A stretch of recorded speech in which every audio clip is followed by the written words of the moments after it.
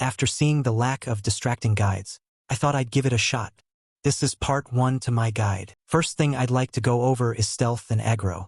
Every toon has a different level of stealth. Depending on the toon's stealth level, they may or may not be more likely to pull twisteds. Here are all the current toons and their stealth levels. Pause to read.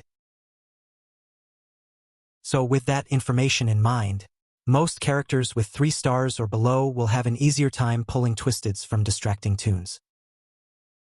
Most distractors are 2 to 3 stars stealth, so any toon below that will have a hard time and needs to be aware of the distractor and their visibility to the twisteds. If you keep pulling twisteds off of the distractor, then you're either getting too close, passing when the distractor lost line of sight, or your stealth is way too low to be getting that close in the first place. This goes for the distractor too. You need to be aware of your surroundings and find a good area to kite. The best place to kite usually is by the broken elevator. If the distractor cannot get there before the rest of the players have moved around the map, then it's best to find a spot with the least amount of players or extractors.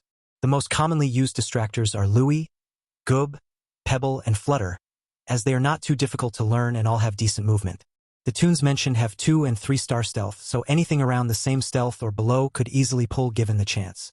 Regardless of whether a twisted is being distracted, if it sees someone with lower stealth, it will change targets.